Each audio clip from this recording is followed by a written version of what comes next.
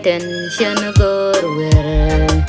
Shigwad Swap Gurmuk Kora Shaitan Wairadu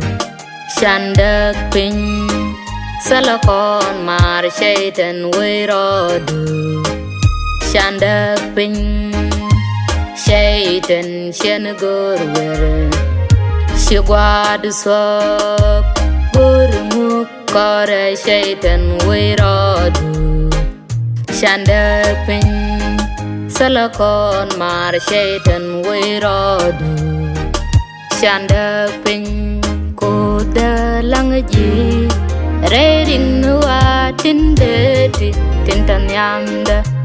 Tanikel Karadian Ko Shakon Shui Rewa Isha Ben Yamdu Ko Showa Bilayam Ajin Kun Medit Nisa Hope Take That Kapi Dat Karewa Aloy Du Kosh Kaha Shaban Goranok Nam Du Yeshu Karasu Shaban Ko Higorakan Shaban Ko Gorate Gerauda Shaban Goranok Nam Du Yeshu Karasu Shaban Ko Higorakan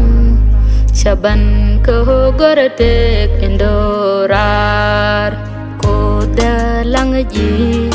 Reading Nuwa Tindeti Tintan Yamda Tanikel Karadian Ko Shakon Shui Rewa Isha Ben Yamdu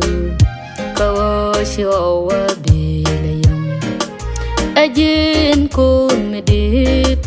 Nisa Hope Take That Kapi Dat Karewa Aloy Du Kosh Kaha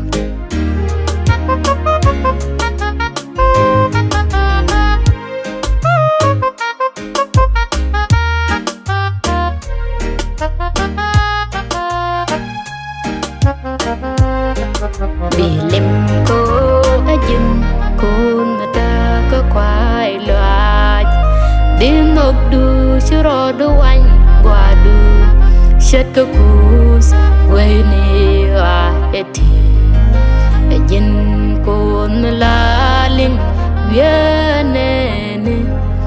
Tin Pal Kajire Wa Kwa Lalu Jika Shanyan Koda Langaji Reading Nuwa Tindeti Tintan Yamda Tanikel Karadian